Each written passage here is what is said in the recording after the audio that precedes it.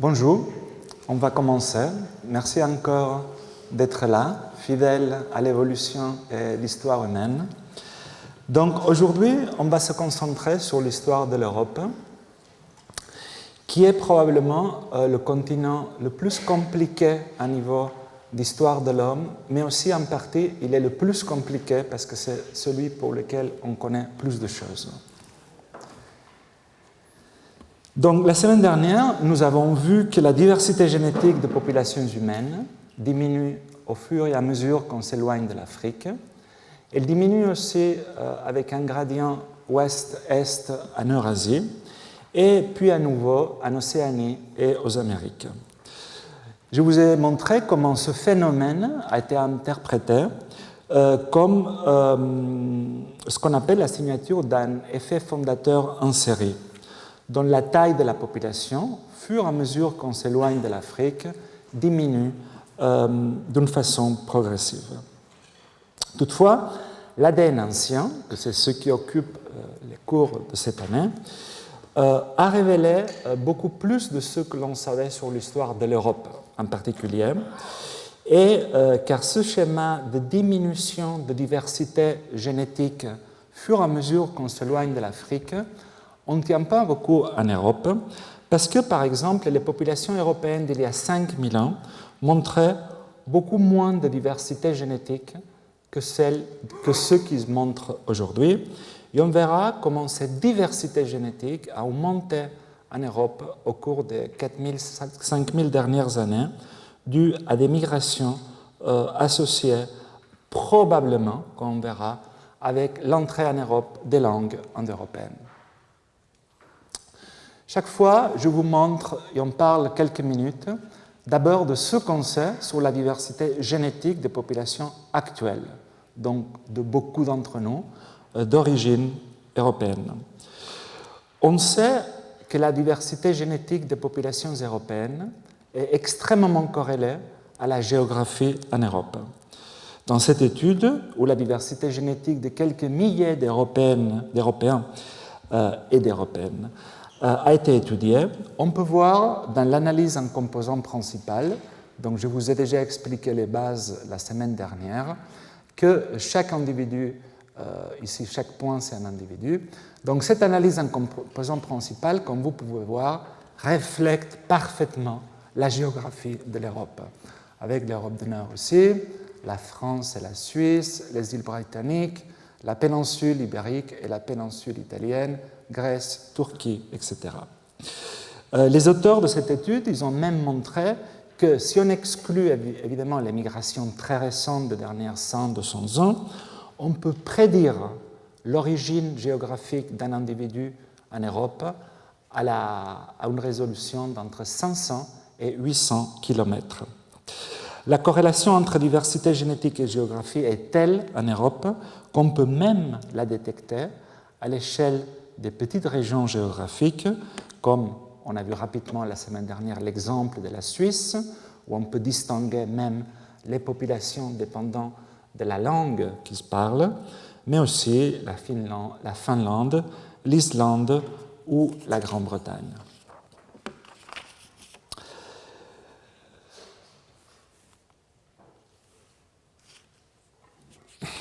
Ok, donc voici une des dernières études de l'année dernière sur la diversité génétique européenne. Au total, ici, ils ont analysé plus de 5000 personnes provenant de 47 pays ou régions d'Europe, couvrant tout le continent. La première chose qu'ils ont constatée, c'est que le paysage génétique de l'Europe, ce qu'on savait déjà un peu, est principalement constitué des gradients, comme vous pouvez voir ici, avec l'Europe du Nord ici, la péninsule ibérique, l'Europe du Sud, avec Malte, on y reviendra, que se comporte un peu différemment. C'est ce qu'on appelle en anglais un outlier, une population qui sort de ces gradients génétiques aussi bien que la Finlande. Ensuite, ils ont aussi analysé les segments des génomes de ces populations et ils ont cherché pour un excès de morceaux dans notre génome qui présentent un excès de homozygosie. Ça veut dire que sont pareils la partie héritée de la mère et la partie héritée du père. Parce que ces excès de ce qu'on appelle en jargon des segments qui présentent de l'homozygosie nous donnent une idée des populations que, soit historiquement, ils ont été des petites populations, soit des populations qui pratiquent l'endogamie culturelle, c'est-à-dire la préférence de se marier avec un cousin en deuxième ou troisième degré. Donc on peut voir déjà que les populations d'origine, les individus d'origine finlandaise sont ceux qui présentent les niveaux plus élevés de segments d'homozygosie, ce qui est cohérent avec un goulot d'étranglement historique et connu dans cette population.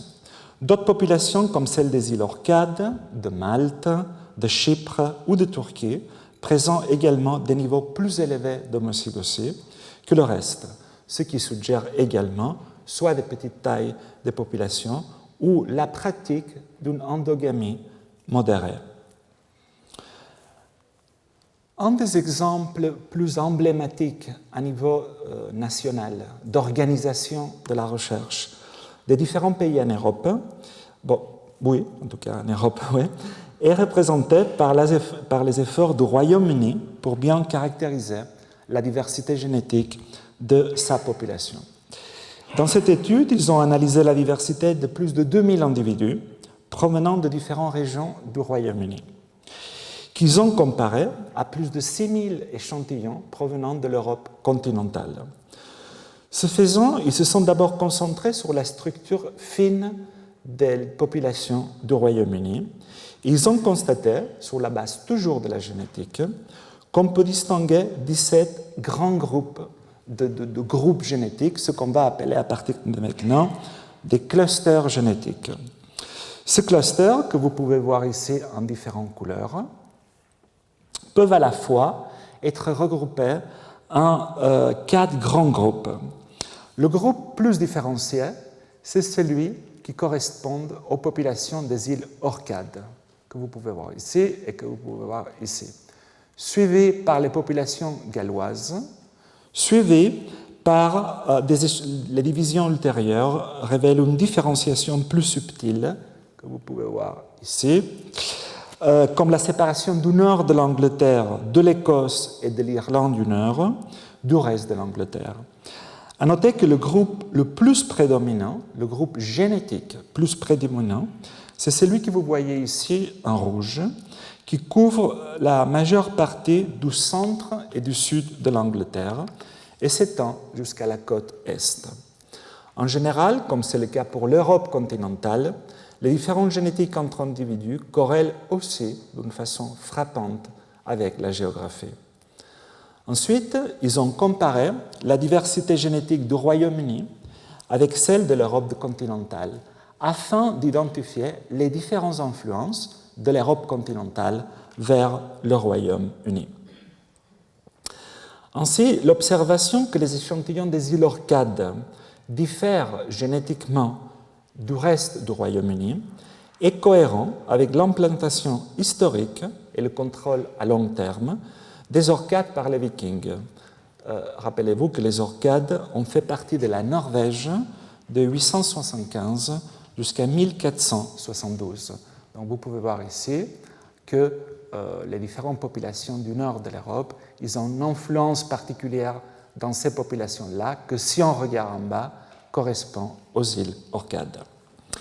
De la même façon, ces analyses ont mis en évidence qu'environ 35% de l'origine génétique des Britanniques d'aujourd'hui, dans les individus surtout du centre et du sud de l'Angleterre, est attribuable à la diversité génétique observée en Allemagne, ce qui est cohérent avec l'arrivée au Royaume-Uni des peuples saxons.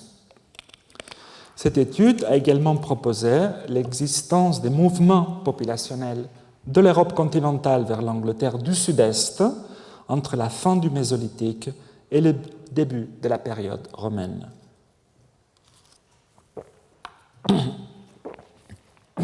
Pardon.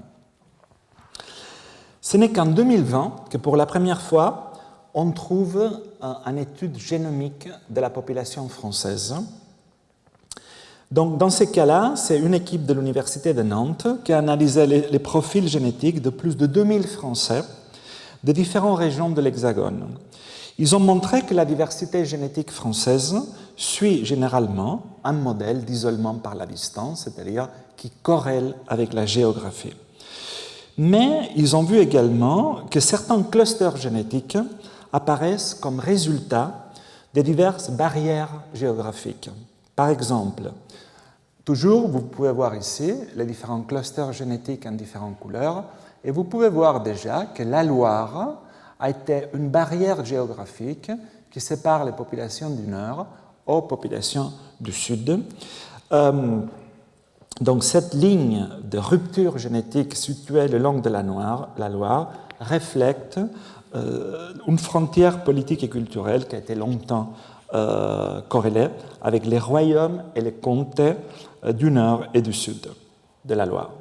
De la même façon, mais dans une moindre mesure, la Garonne et l'Adour ont participé à la différenciation des populations de chaque côté de ces fleuves, comme vous pouvez voir, jouant de ce fait un rôle important de barrière en empêchant le brassage des populations. Donc, dans l'ensemble, si vous regardez, les régions qui montrent une différenciation génétique les plus importantes sont l'Aquitaine et la Bretagne, en accord avec leur histoire culturelle et politique, qui a conduit à un isolement des populations de ces régions plus important que pour le reste.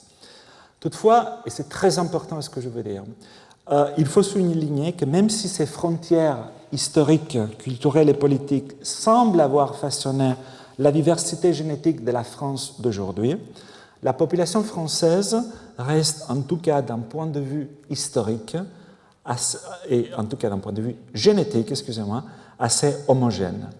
Rappelons-nous que la différenciation entre populations est toujours quelque chose de relatif. On compare quelque chose par rapport à une autre. Certes, et en génétique de population, on va chercher ce qui est différent pour essayer de comprendre quelles sont les populations qui sont plus différentes par rapport aux autres, mais on reste quand même dans un paysage génétique assez homogène. Je donne toujours le même exemple. Si on veut, on peut toujours trouver même des différences entre Toulouse et Montpellier. On va les trouver, mais n'oubliez pas qu'on va chercher cette 0,001% de différence qu'il y a.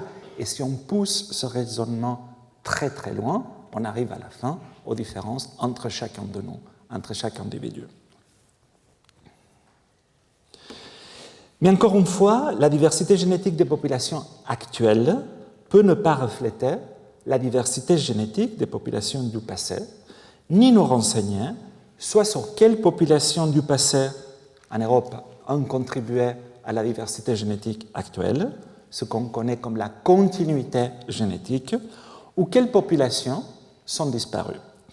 Par exemple, dans cette analyse en composants principal, encore une fois ici, vous voyez la diversité génétique des populations européennes d'aujourd'hui. Ensuite, différents génomes anciens, ici, ici et ici, sont projetés sur la diversité génétique des populations d'aujourd'hui, qu'à partir d'ici, on va commencer à les voir en gris. C'est-à-dire, en gris, c'est toujours la même chose. C'est ça, les populations européennes d'aujourd'hui. Et ici, on projette, par exemple, des génomes anciens, ici en couleur, qui représentent des chasseurs-cueilleurs du Paléolithique. Et on peut voir que la composition génomique de ces chasseurs-cueilleurs se situe en dehors de la variabilité génétique des populations modernes, ce qui veut dire que la plupart de la diversité génétique des chasseurs-cueilleurs européens s'est perdue dans les populations actuelles. On y reviendra. Ensuite, on peut voir que les génomes provenant des premiers agriculteurs, qui sont arrivés du Moyen-Orient, on y reviendra, d'Anatolie en particulier, présentent des similitudes génétiques avec les Européens du sud-est, les Européens du sud-ouest d'aujourd'hui, mais pas avec les groupes actuels des humains qui vivent aujourd'hui au Proche-Orient. Ce qui suggère que quand ils sont arrivés en Europe, ils se sont déjà différenciés de leurs sources proche orientale. L'affinité des Européens néolithiques aux Européens du Sud actuels est particulièrement prononcée pour les Basques et les Sardes. À tout ça, on y reviendra.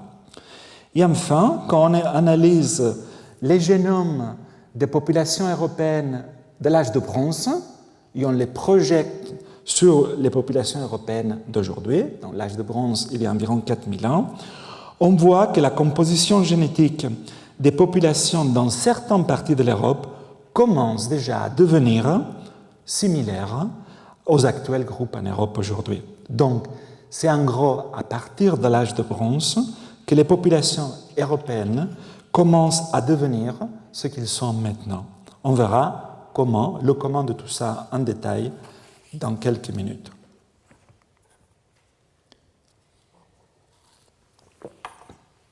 Mais avant de commencer à voir en détail la composition et les changements à travers le temps de la génétique des populations européennes, voyons déjà quels sont les génomes européens les plus anciens dont on dispose aujourd'hui. Il s'agit de restes fossiles d'humains dits archaïques. Et dans cette étude, ils se sont concentrés sur un site en Espagne connu comme Cima de los Huesos, ce qui veut dire en espagnol gouffre aux ossements, et désigne un gisement paléolithique. Je vous rappelle que le paléolithique, en gros, c'est avant l'arrivée de l'agriculture, donc avant, il y a 10 000 ans. Je vous ai parlé des différentes périodes la semaine dernière. Donc, ce site a livré un assemblage unique de 28 hominines datés d'environ 430 000 ans.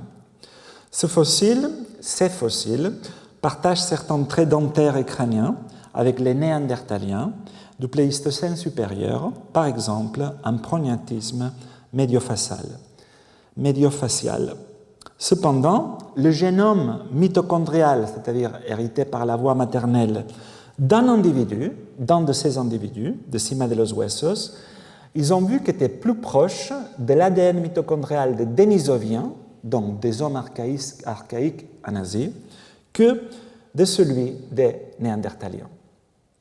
Mais étant donné que l'ADN mitochondrial, je vous rappelle, ne reflète qu'une partie de nos généalogies, il est difficile d'établir une relation directe entre les individus de Cima de los Huesos et les Denisoviens. C'est pour cela qu'ils ont étudié ces différents hominides et ont essayé de voir d'où ils pouvaient extraire de l'ADN, on va dire, descente pour être séquencés, parce que je vous rappelle que ce sont des fossiles très anciens. Donc, ce faisant, ils sont finalement parvenus à séquencer l'ADN nucléaire de 2 individus.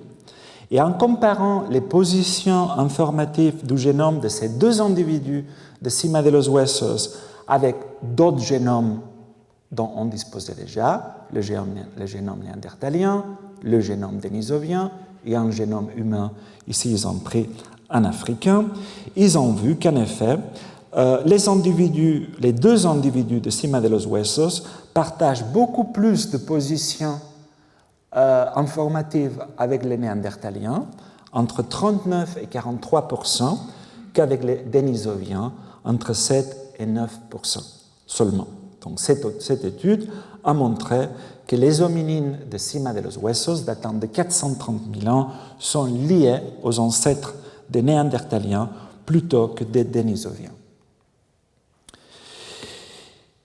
Mais grâce aux études en paléogénomique des 10 dernières années, on sait que les néandertaliens se sont bien métissés, on l'a vu déjà, avec les ancêtres de nous tous, des Européens, et qu'aujourd'hui, les Européens portons dans notre génome environ 2% de matériel génétique néandertalien. Mais on sait aussi que les humains ont donné aussi du matériel génétique aux néandertaliens, comme l'atteste la présence d'ADN mitochondrial et de chromosomes Y humains chez les néandertaliens. Toutefois, c'est grâce à l'étude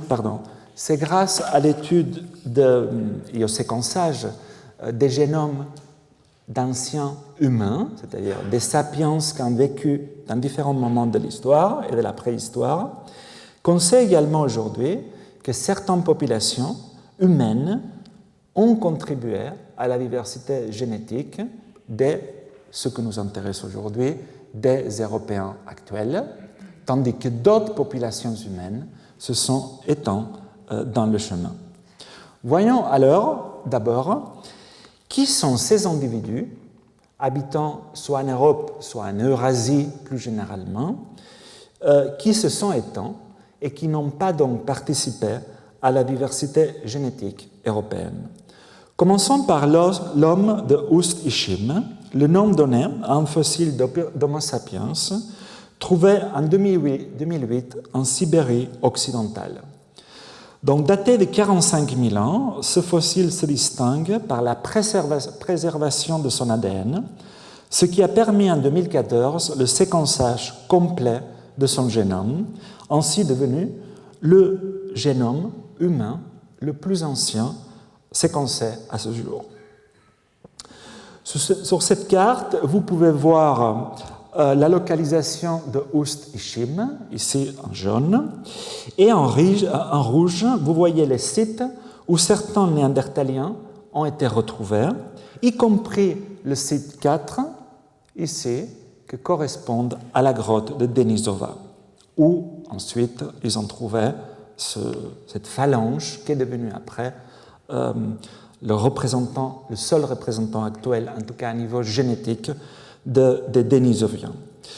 Donc, le fossile, à partir duquel l'ADN a été extrait et séquencé, consiste en un seul osement, le fémur gauche d'un humain du sexe masculin. La morphologie de l'extrémité proximale est similaire à celle des humains modernes, du Paléolithique supérieur, et distante de celle des Néandertaliens.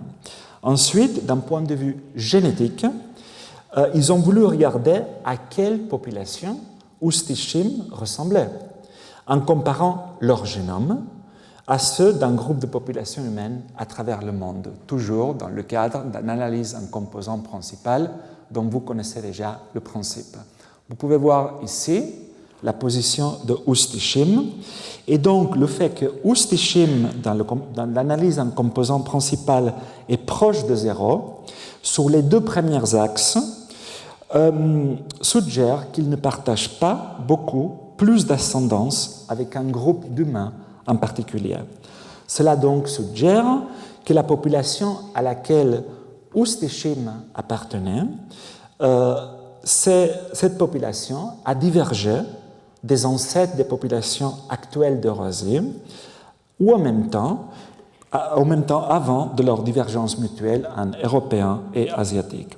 Ainsi, l'homme d'Ust-Ishim représente vraisemblablement une autre migration vers l'Eurasie qui n'aurait pas donné de descendants parmi les populations humaines actuelles. Mais rapprochons-nous un peu plus maintenant de ce qui nous intéresse aujourd'hui, donc l'Europe, et regardons la diversité génétique de l'individu OAS1. Cet individu provient de la grotte Pestera QOAC, donc la grotte aux ossements, au sud-ouest de la Roumanie, où certains autres restes d'anciens Homo sapiens ont été découverts. L'ADN a été extrait à partir d'une mandibule datant d'entre 37 000 et 42 000 ans. Sa morphologie est généralement moderne, ce qu'on appelle, je vous expliquais déjà, homme anatomiquement moderne, dont sapiens, mais il présente certains aspects qui pourraient rappeler, en tout cas qui sont compatibles avec une ascendance néandertalienne. En ce qui concerne sa diversité génétique, afin de déterminer la relation entre l'individu OAS1 et les populations actuelles, ils ont testé s'ils partageaient plus de mutations informatives, soit avec les Européens, soit avec les Asiatiques et les natifs américains. Et ils ont vu qu'ils partagent plus d'allèles, en effet, comme vous pouvez voir ici, avec des individus asiatiques ou natifs américains, ce qui va à l'encontre de ce que l'on pourrait s'imaginer pour un individu européen ancien. Ensuite, ils ont remplacé les Européens actuels par des individus européens du Paléolithique, c'est-à-dire avant l'agriculture, ou par rapport aux Asiatiques et les natifs américains. Et ils ont vu que l'individu de Ust-Ishim ne partage autant d'allèles avec les premiers Européens paléolithiques qu'avec les Asiatiques de l'Est ou les Amérindiens actuels. Ce qui suggère que l'individu OAS1 appartenait à une population qui n'a pas contribué en grande mesure à la diversité génétique actuelle des Européens. Ensuite, étant donné que cet individu, l'âge de cet individu concorde avec la période où les Néandertaliens étaient encore en Europe, ils ont regardé dans quelle mesure son génome porte du matériel génétique néandertalien. Et ce faisant, ils ont vu que OAS1 porte dans son génome entre 6 et 9% de matériel génétique néandertalien. En outre, ils ont détecté différents segments d'origine néandertalien dans son génome, qui sont très longues, que vous pouvez voir ici en vert. La longueur de ces fragments en génétique de population, on sait la traduire en temps, depuis quel temps ces fragments ont été insérés dans le génome, en l'occurrence de OAS1.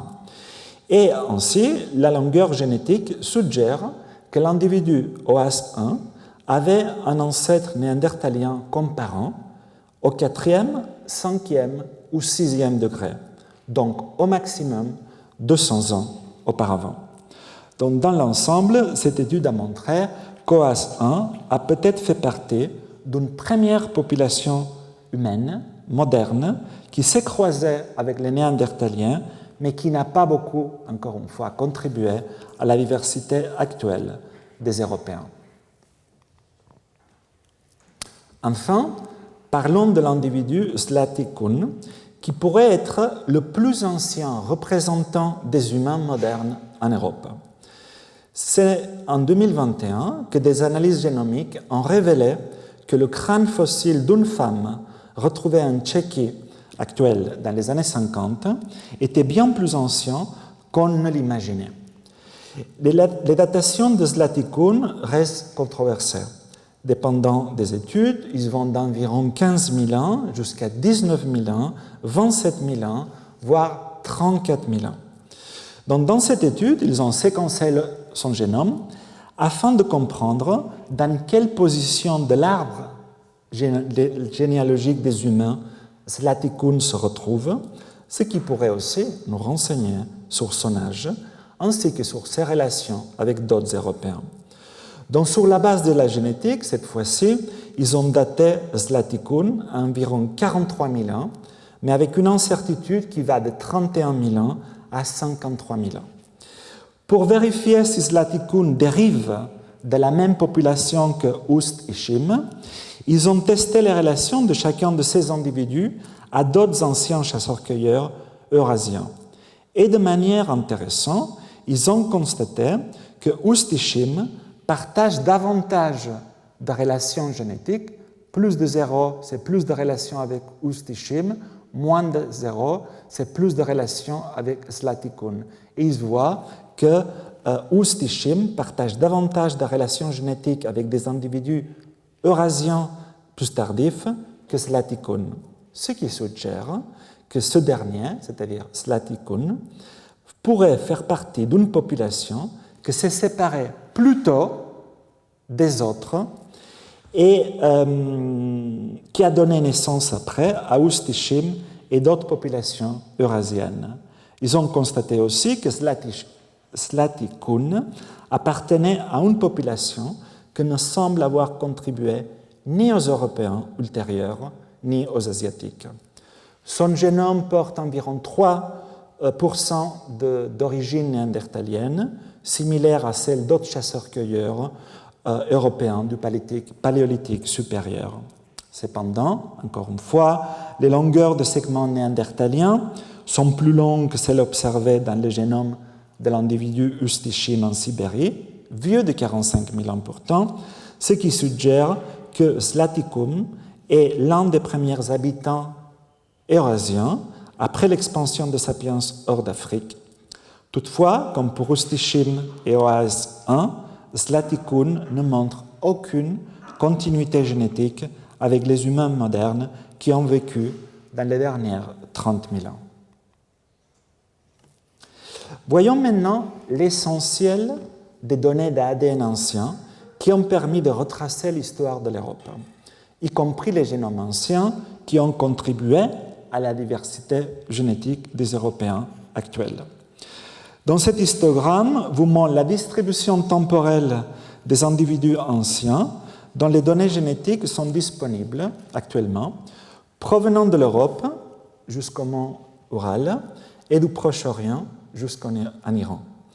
Comme vous pouvez voir, la zone grisée, ici, comprend les génomes datés entre les débuts du néolithique, il y a environ 8000 ans, et l'âge de fer, il y a environ 3000 ans, en Europe, ce qui constitue l'essentiel des données génétiques disponibles actuellement.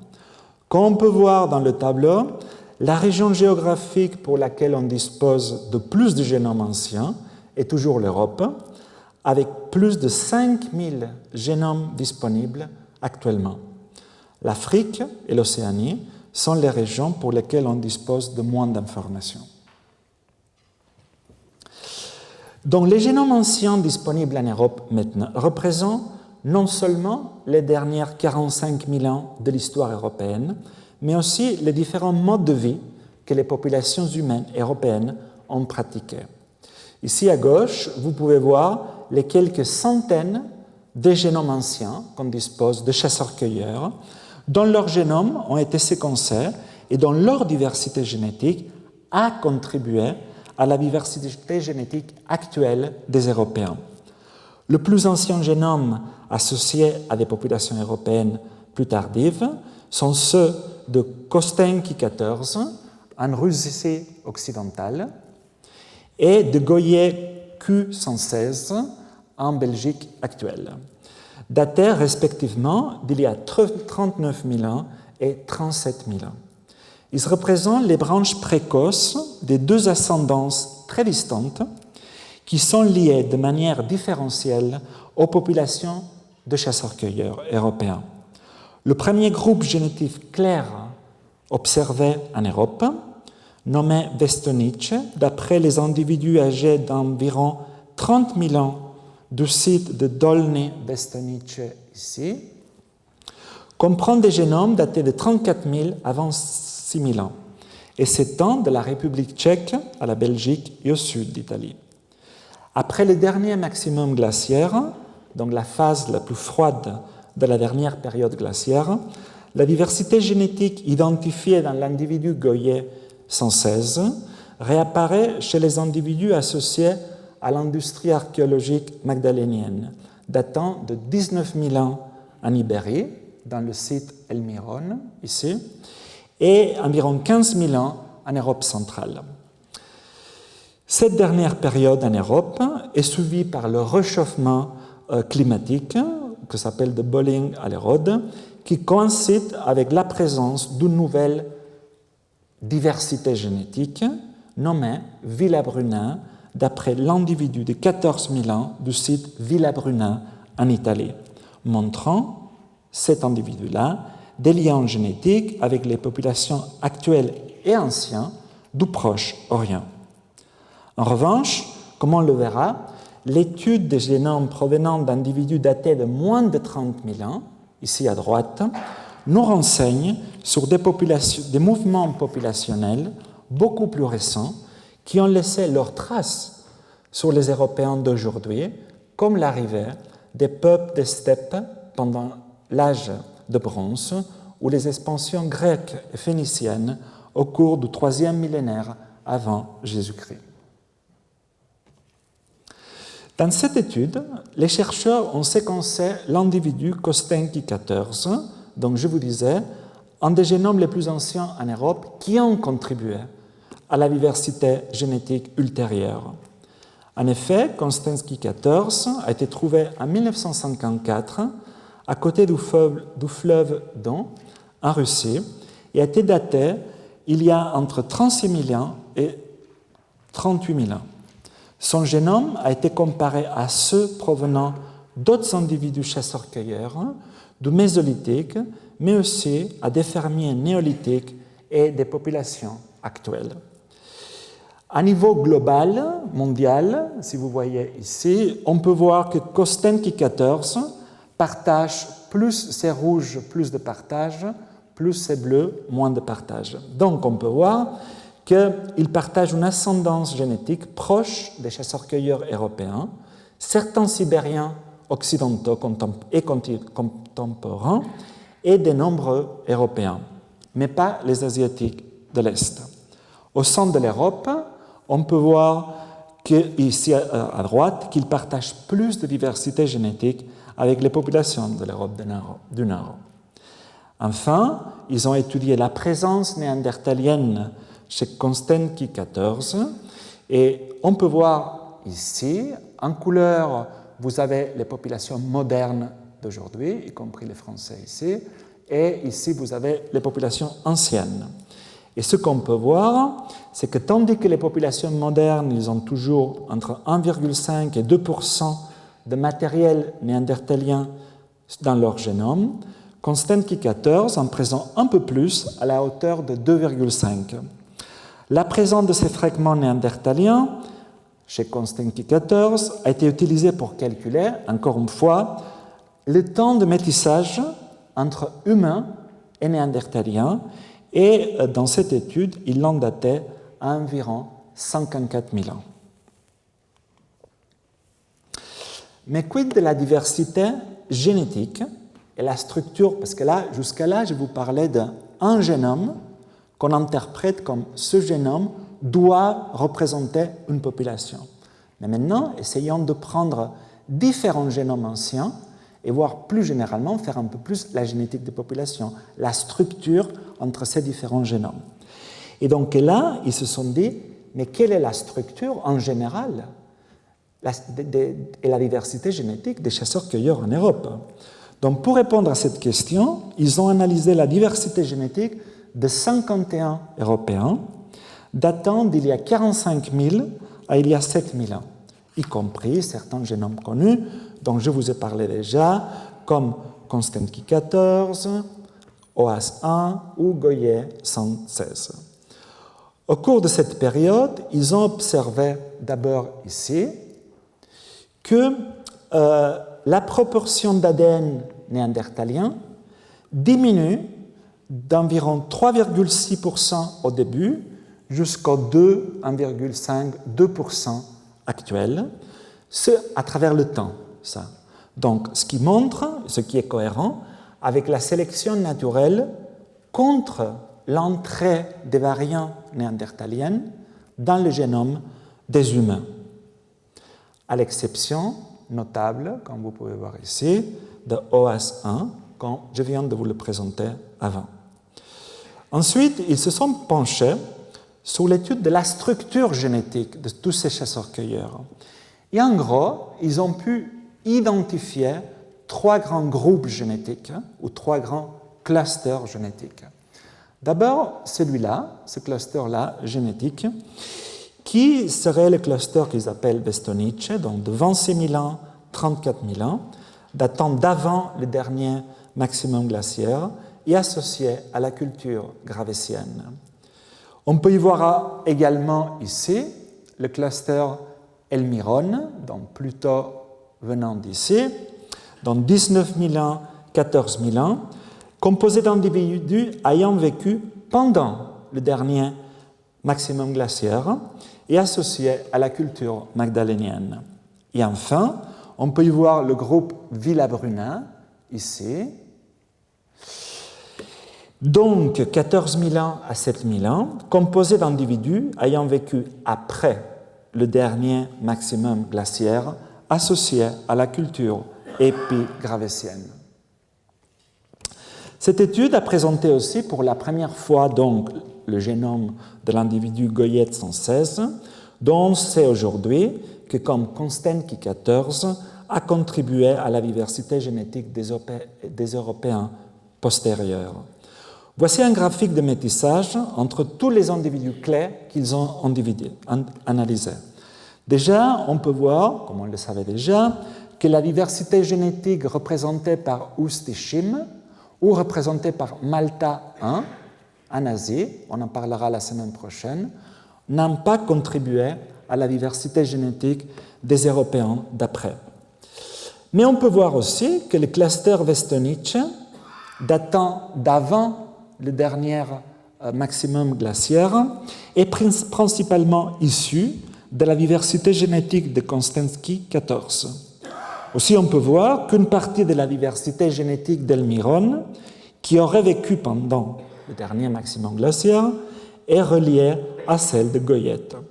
Enfin, on peut voir que la diversité génétique des premiers hommes mésolithiques, représentée ici par l'homme de Loschbourg, daté d'environ 8000 ans, est principalement associée au cluster Villabrunin, datant d'après le dernier maximum glaciaire.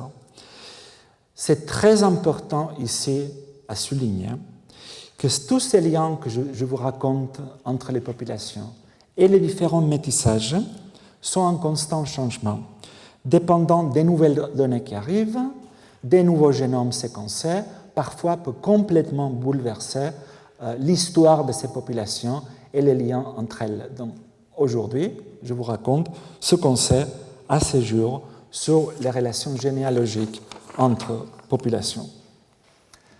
Justement, parlons maintenant des refuges. On a parlé du dernier maximum glaciaire. Donc parlons maintenant des refuges qu'il y a eu en Europe pendant le dernier maximum glaciaire. Donc pendant cette période, qui va d'il y a environ 26 000 ans à un peu moins de 13 000 ans, le climat était très froid et sec dans toute l'Europe. Des grandes nappes glaciaires étaient présentes sur une grande partie de l'Europe du Nord et des calottes glaciaires recouvraient les Alpes et les Pyrénées. Lors de cette période, les humains se sont repliés dans plusieurs refuges glaciaires où ils ont pu survivre grâce à un climat plus tempéré. En Europe, la région cantabrique, donc ici, située dans la bande atlantique septentrionale de la péninsule ibérique, ainsi que d'autres régions du sud de l'Europe, largement épargnées par les glaciers, comme l'Italie ou les Balkans, ont constitué des habitats suffisants pour permettre aux humains de survivre pendant le pic du dernier maximum glaciaire. Donc, voyons la péninsule ibérique, parce qu'elle représente un important modèle pour mieux comprendre la diversité génétique des chasseurs-cueilleurs pendant le dernier maximum glaciaire. L'Europe occidentale et centrale était dominée à ce moment-là par la diversité génétique associée au cluster Villabrunin, comme je viens de vous dire, donc épigravésien, qui avait largement remplacé, après le dernier maximum glaciaire, la diversité génétique antérieure associée à la culture magdalénienne. Cependant, la diversité génétique des refuges du sud de l'Europe restait inconnue. C'est ce qu'ils ont voulu voir dans cette étude, où ils ont séquencé 10 individus provenant des sites clés de la péninsule ibérique, dont l'âge varie entre il y a 13 000 ans et 6 000 ans, donc paléolithique supérieur, mésolithique et début du néolithique. Ce faisant, ils ont mis en évidence la structure génétique observée chez les chasseurs-cueilleurs ibériques, qui résulte, comme vous pouvez voir ici, d'un mélange, d'un métissage entre le cluster génétique Villabrunin et ce cluster jaune associé à Goyette 2.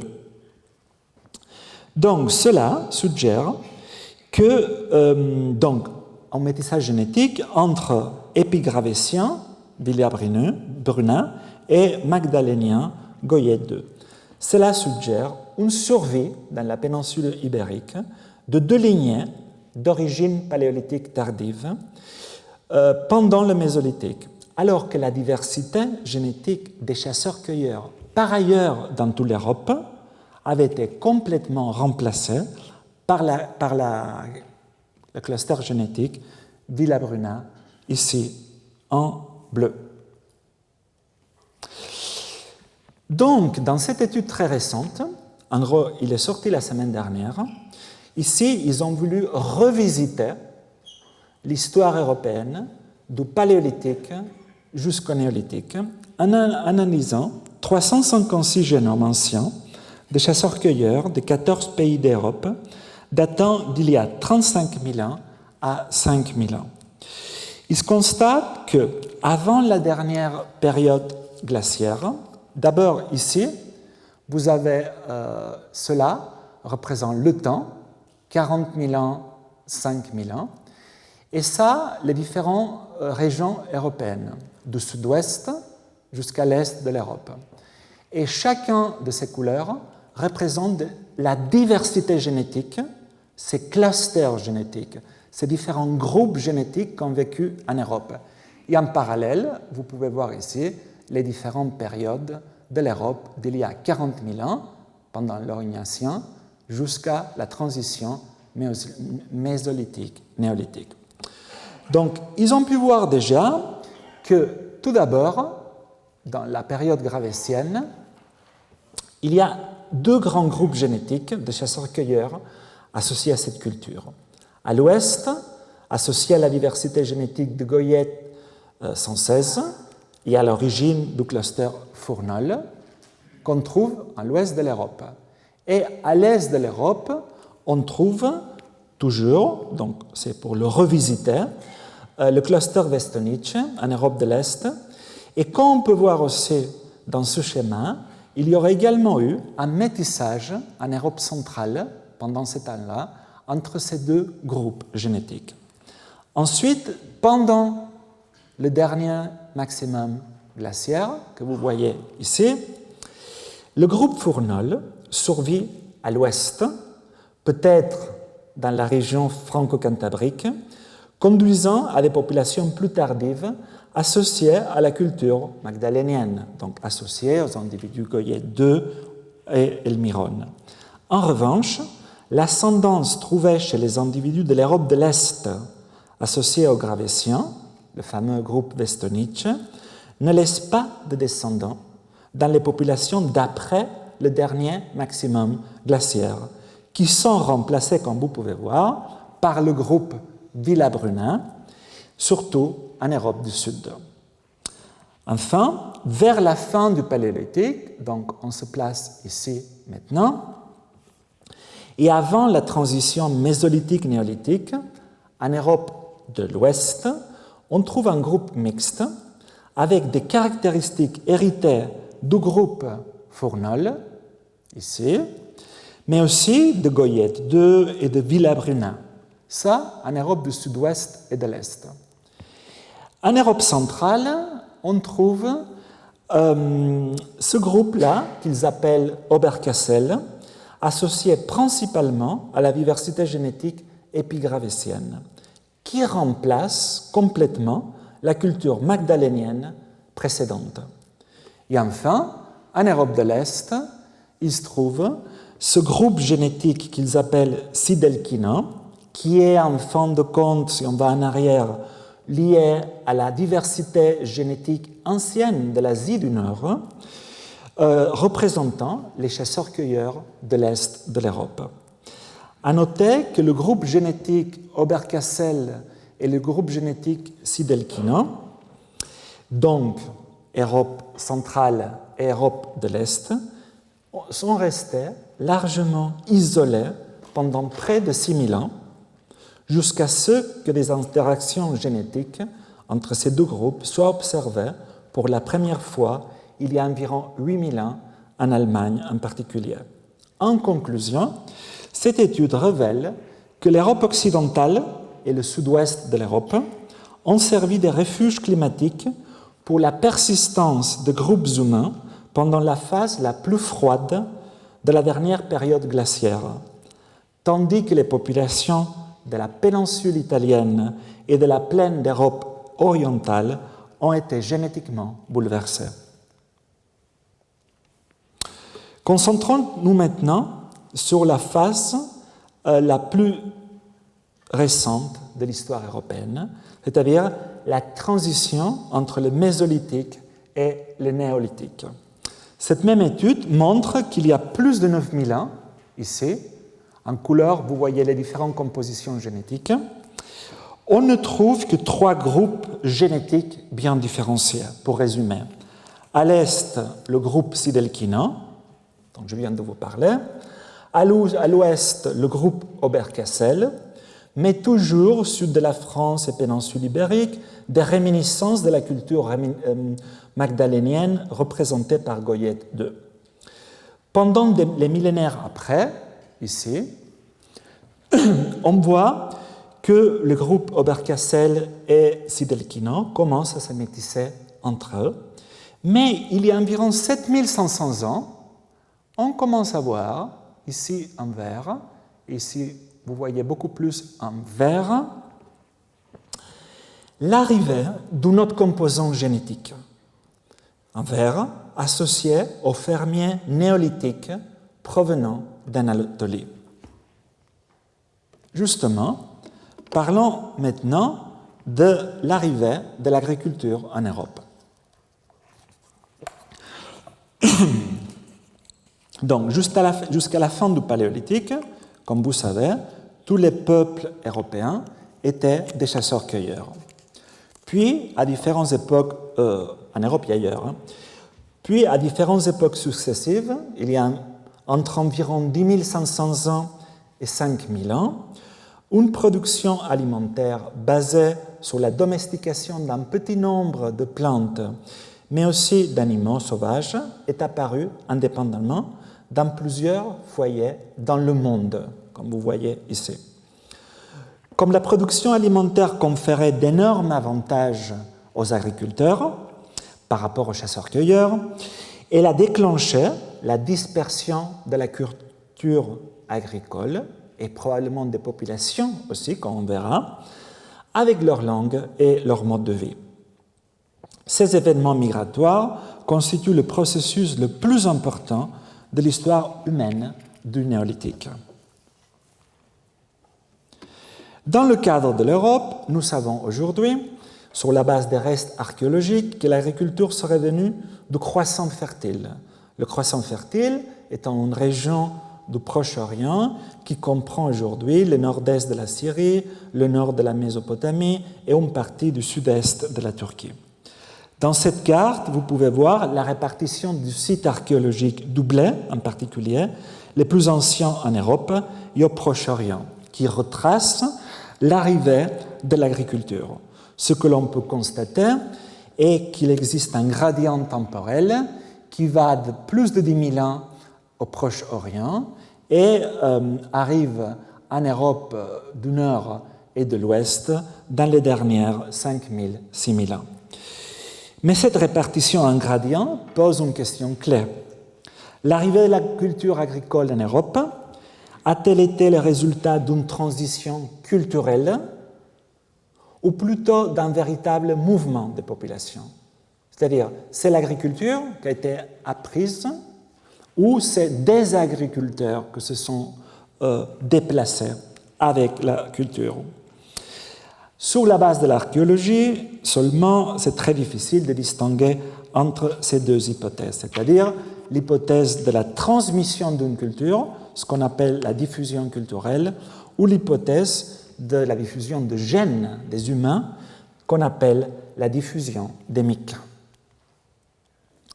Mais la génétique permet de distinguer entre ces deux modèles, parce que dans le cadre de la diffusion culturelle, ici, les premiers fermiers auraient juste transféré cette nouvelle technologie aux chasseurs-cueilleurs sans véritable mouvement des populations et sans métissage entre les deux groupes.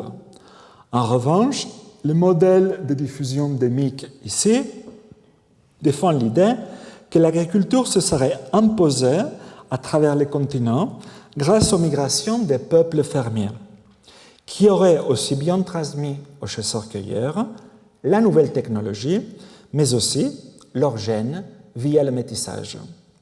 Dans le premier cas, on devrait voir une structure génétique très différente entre les chasseurs-cueilleurs qui ont adopté l'agriculture et les premiers fermiers. Tandis que dans le cas d'un vrai mouvement de population, on devrait voir un gradient génétique qui reflèterait le métissage entre les agriculteurs qui arrivent et se métissent avec les chasseurs-cueilleurs tout en leur transmettant la nouvelle technologie. Les premières observations provenant de la génétique des populations européennes, basées soit sur ce qu'on appelle des marqueurs classiques ou sur la base du chromosome Y hérité par le père, ont montré en effet la présence des gradients de fréquence en direction du sud-est de l'Europe vers le nord-ouest, ce qui pendant longtemps a été interprété comme à faveur du modèle démique de diffusion de l'agriculture. Néanmoins, d'autres mouvements populationnels qui ont pris les mêmes chemins et qui vont dans le même sens, mais à d'autres périodes, seraient également compatibles avec ces clines de fréquences génétiques, dont la chronologie ne restait pas claire. C'est l'ADN ancien qui, pour la première fois, donc la paléogénomique, a apporté des réponses à ce débat, surtout au sujet de la diffusion endémique versus culturelle de l'agriculteur en Europe. Car on peut étudier la composition génétique en temps réel en étudiant des chasseurs-cueilleurs et des agriculteurs qui ont vécu dans différents moments de l'histoire européenne. Une des premières études est celui-là qui a exploré cette question en se concentrant sur la Suède. Et ils ont étudié la diversité génétique de 3 chasseurs-cueilleurs et d'un agriculteur, tous datant d'environ 5000 ans, mais retrouvés dans des contextes archéologiques différents, c'est-à-dire des contextes de chasseurs-cueilleurs et d'agriculteurs. Donc, en comparant ces individus anciens avec des individus actuels d'origine européenne et moyen-orientale, les 3 chasseurs-cueilleurs que vous voyez ici, c'est tous les modernes, les 3 chasseurs-cueilleurs et l'agriculteur. Donc vous pouvez voir que les 3 chasseurs-cueilleurs apparaissent en dehors de la distribution de l'échantillon moderne, mais dans le voisinage d'individus finlandais et nord-européens. En revanche, l'agriculteur néolithique en rouge se regroupe avec les Européens du Sud, même s'il est trouvé au nord, mais se distingue des individus du Levant, qui sont ici, du Levant actuel. Ce schéma général se maintient quand on compare les individus anciens avec d'autres bases de données et d'autres groupes d'Européens. Et à noter aussi que bien que tous les individus anciens ont été fouillés en Suède, ni l'agriculteur ni les chasseurs-cueilleurs ne se rapprochent pas de la variabilité génétique de la Suède aujourd'hui. Quand on fait une analyse de métissage ou de structure, ici, on peut voir que l'individu fermier, ici, présente cette diversité génétique nouvelle, orange, qu'on ne trouve pas ou très peu chez les individus chasseurs-cueilleurs, mais qu'on trouve aujourd'hui dans différentes populations humaines d'aujourd'hui, surtout du sud de l'Europe. Ensuite, ils sont regardés avec quelle population actuelle les chasseurs-cueilleurs, ici, ou l'agriculteur, partagent plus de diversité génétique. Et ils ont vu que les chasseurs-cueilleurs anciennes partagent plus de diversité génétique avec les populations de l'Europe du Nord et très peu de diversité génétique avec les populations de l'Europe du Sud-Est et l'Anatolie. Tandis que l'individu agriculteur partage surtout de la diversité génétique avec des populations de l'Europe du Sud, surtout de la Grèce, et vous ne pouvez pas le voir ici, du sud de la Turquie et de Chypre. Comme nous pouvons voir aussi dans cette figure ici, les individus de la Turquie actuelle se distinguent par des faibles niveaux de partage avec les 2 groupes, c'est-à-dire les chasseurs-cueilleurs ou les agriculteurs, peut-être en raison d'un flux génique qu'ils ont reçu provenant de l'extérieur après. Mais toutes les autres populations analysées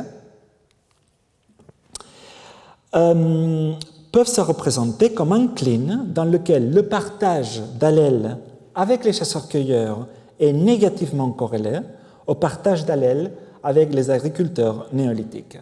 Donc cela a commencé à suggérer fortement qu'il y aurait eu en Europe une véritable arrivée des migrants provenant du Levant qui seraient ensuite, avec l'agriculture, et qui se seraient ensuite métissés avec les populations de chasseurs-cueilleurs locaux qui habitaient en Europe.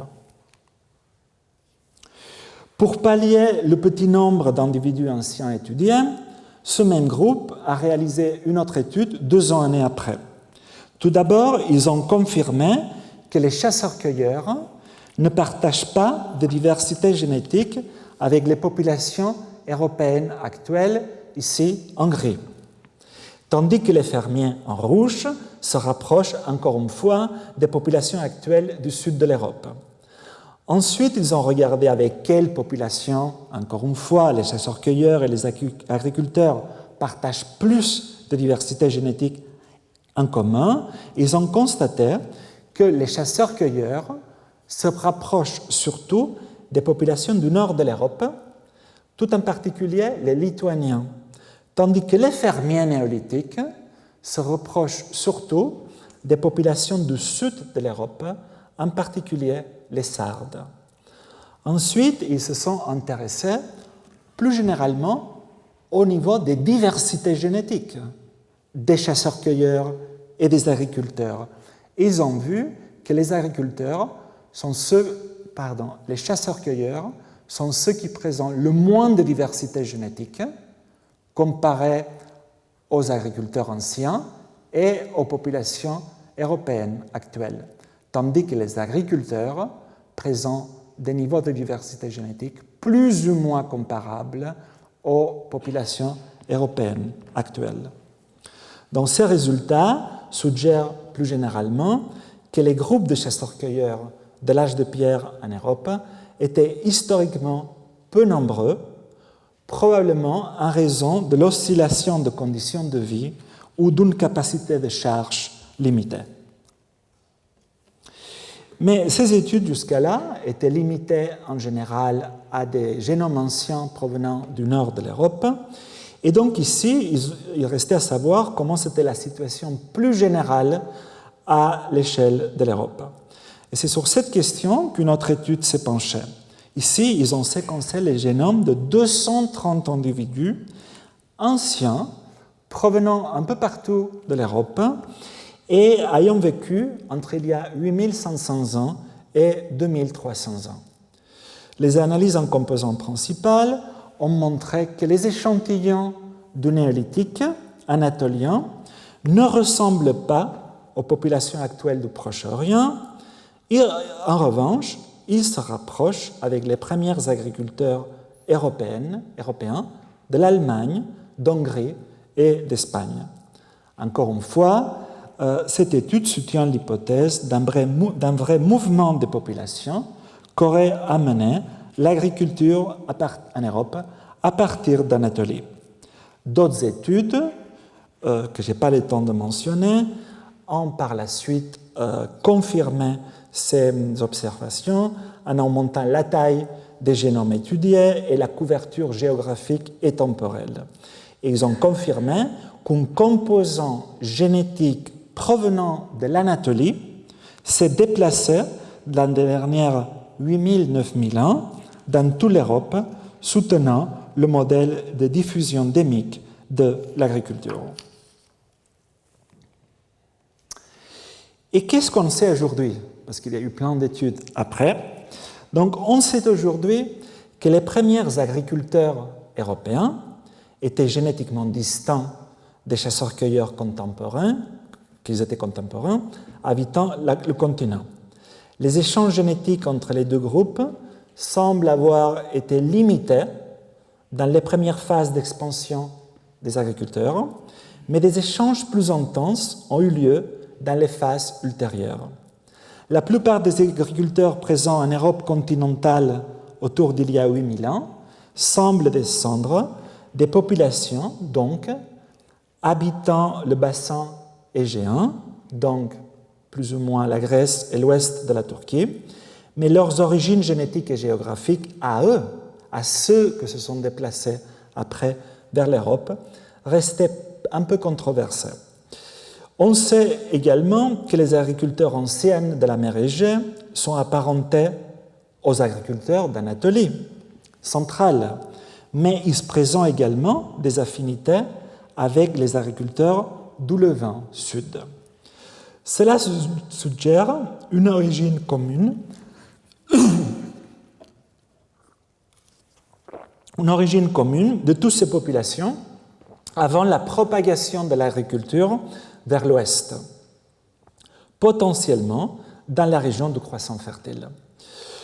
Cependant, les recherches ont également révélé que les agriculteurs égéens sont génétiquement distants des premières populations agricoles de l'aile orientale du croissant fertile, ce que serait la région du Zagros en Iran et du nord de l'Irak, ce qui pourrait indiquer une adoption parallèle des pratiques agricoles par différents groupes de chasseurs-cueilleurs génétiquement distants.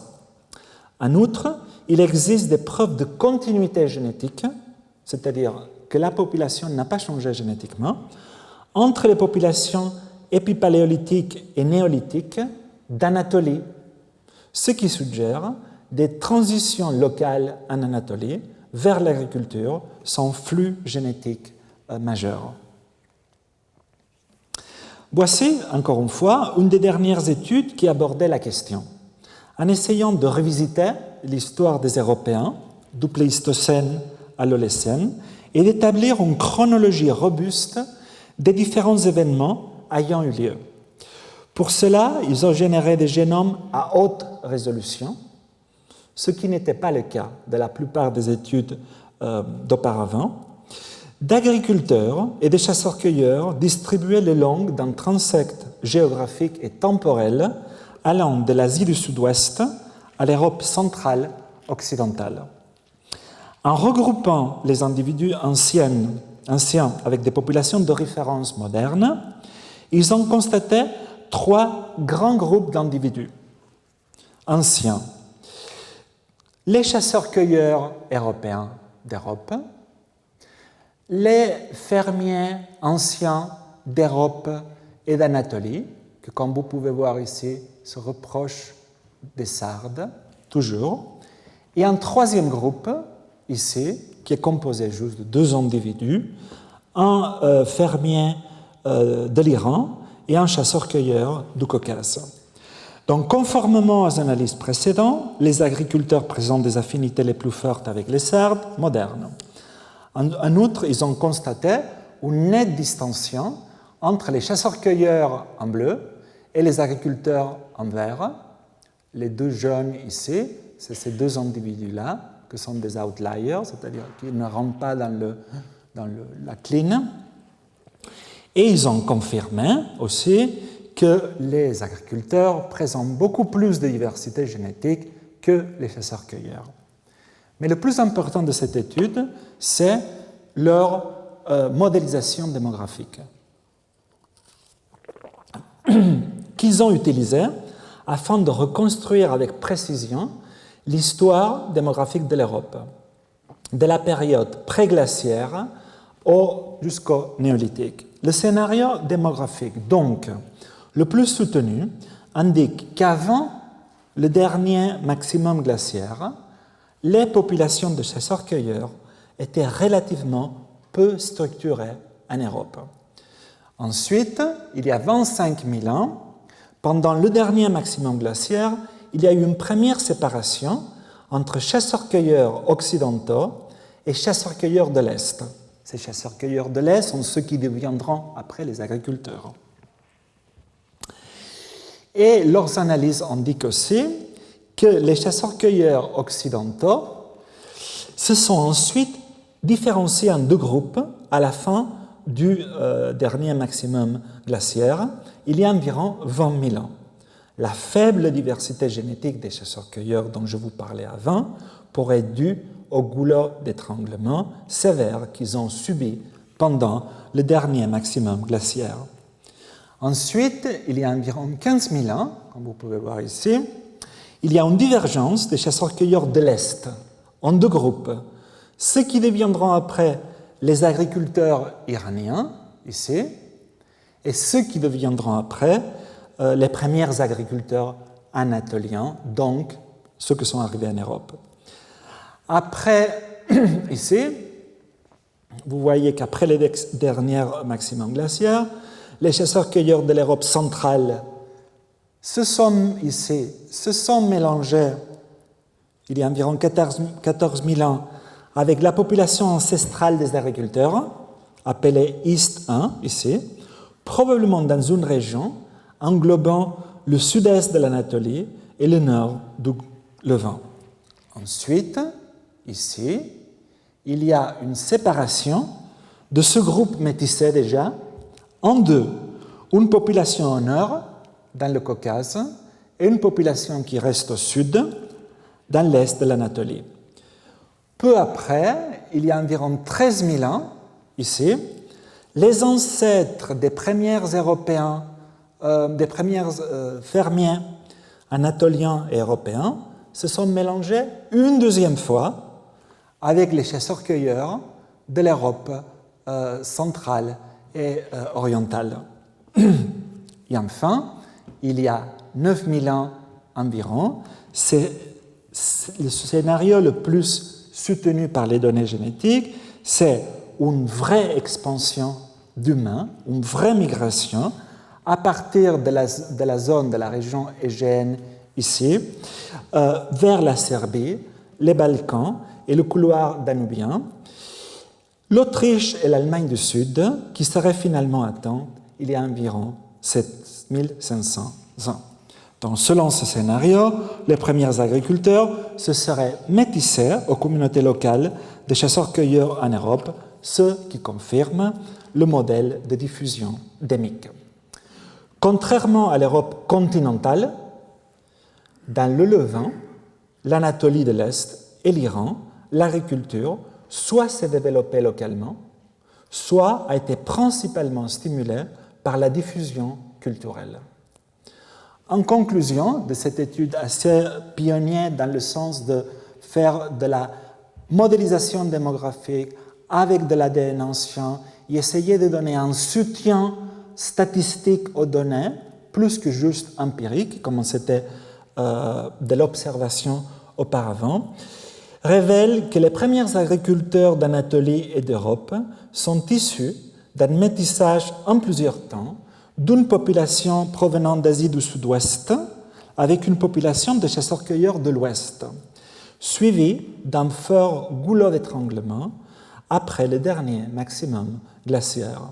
De plus, les ancêtres des premiers agriculteurs d'Europe et d'Anatolie ont traversé aussi eux une période de dérive génétique extrême pendant leur expansion vers l'Ouest, ce qui a fortement contribué à leur spécificité génétique et expliquerait pourquoi aujourd'hui, quand on regarde ce qu'on appelle les agriculteurs provenant de l'Anatolie en Europe, eux sont très différents génétiquement des populations actuelles du Proche-Orient.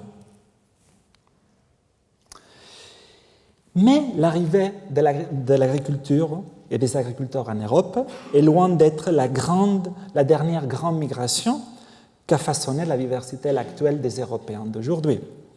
Et c'est d'abord en 2014 qu'une première étude, en analysant plusieurs génomes anciens, évoque la présence chez les Européens d'une troisième composante génétique, indépendant de celle associée aux fermiers anatoliens ou aux chasseurs-cueilleurs. Il commence à voir la présence, à un certain moment de l'histoire européenne, d'une composante génétique qui ressemble, en fin de compte, à une composante génétique qui viendrait de l'Asie du Nord. C'est l'année d'après qu'une autre étude commence vraiment à y donner une première réponse en étudiant les données génomiques de 69 Européens ayant vécu il y a entre 8000 ans et 3000 ans, avec une couverture toute particulière pendant l'âge de bronze, c'est-à-dire des dernières 4500 ans. Et qu'est-ce qu'on peut voir ici? Donc, on peut voir qu'au début de la période néolithique en Europe, ça c'est les échantillons anciens, et ça c'est les populations d'aujourd'hui. Concentrons-nous d'abord ici. Il se peut voir qu'au début du néolithique, en Europe, les premiers agriculteurs, qu'on voit que sont surtout oranges, on les trouve déjà en Allemagne, en Hongrie et en Espagne.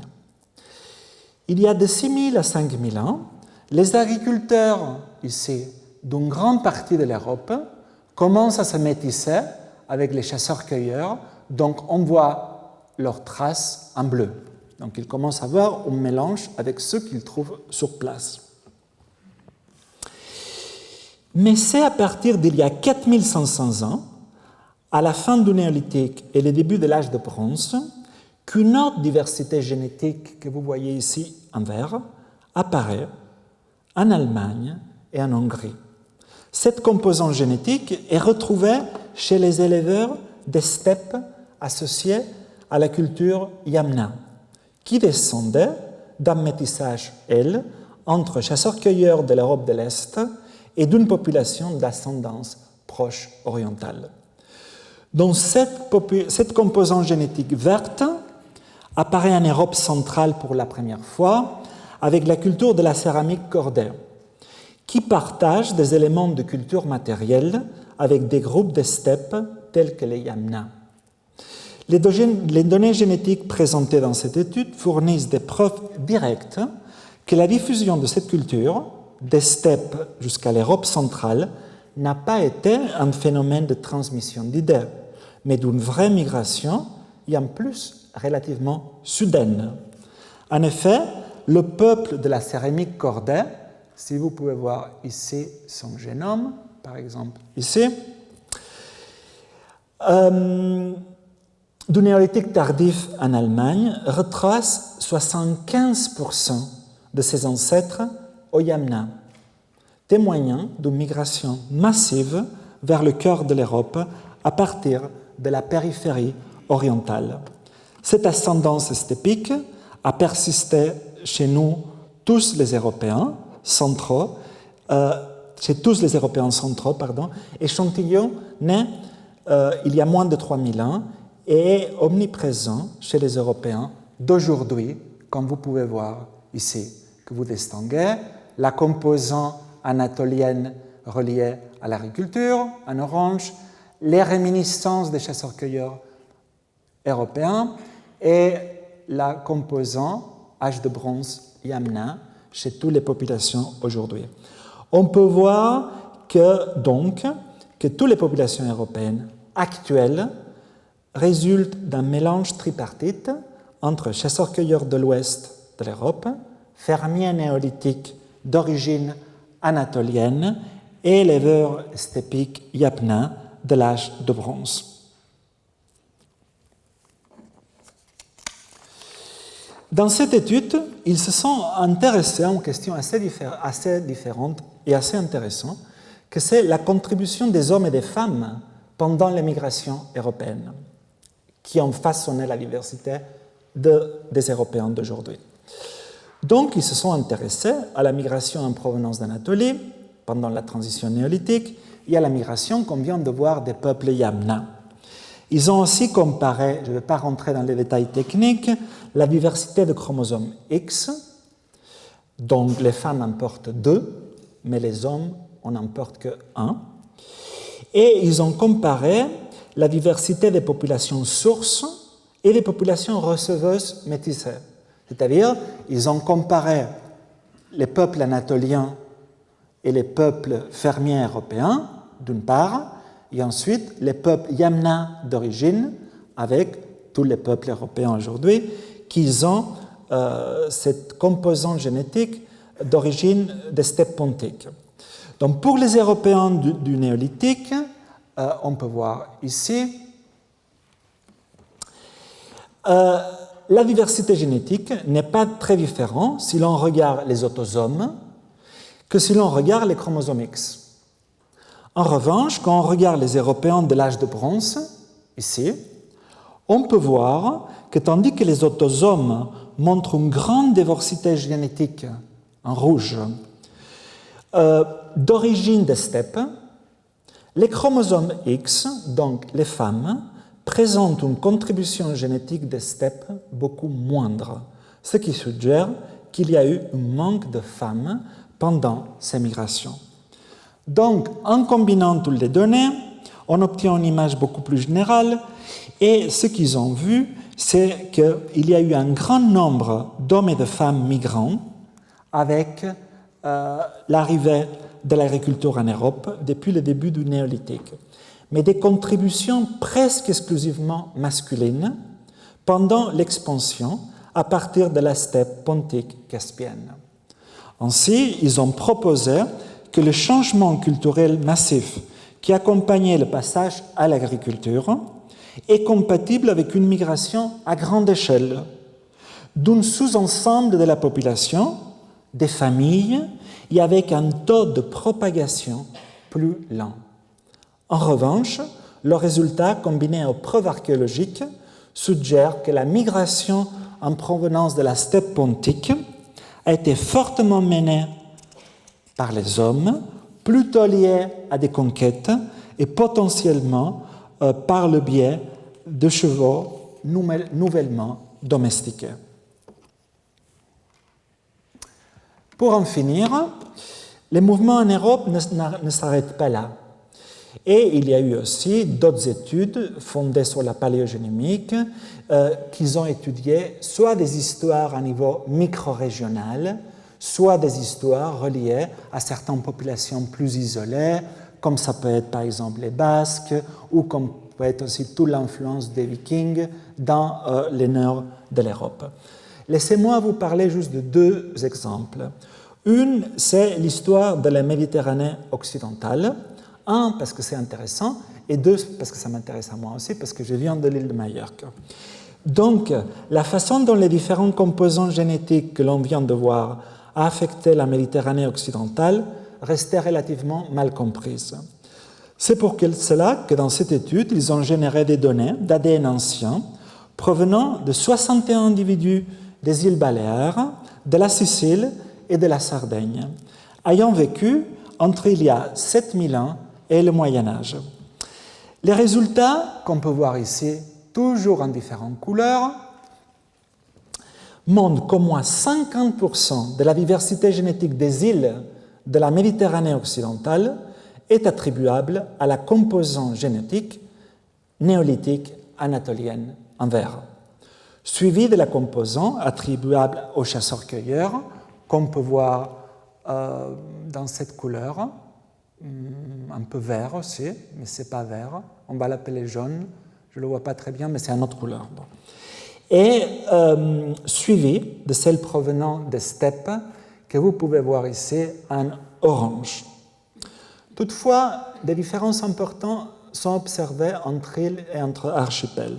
Aux îles Baléares, l'individu le plus ancien, datant d'il y a 4400 ans, qui vient de Majorque, et c'est lui qui présente une ascendance des pasteurs des steppes la plus importante, en orange, qui provient probablement d'une migration de l'ouest en est à partir de l'Ibérie. En Sicile, regardez ici, les ancêtres des pasteurs des steppes sont arrivés il y a environ 4000 ans, aussi en partie depuis l'Ibérie.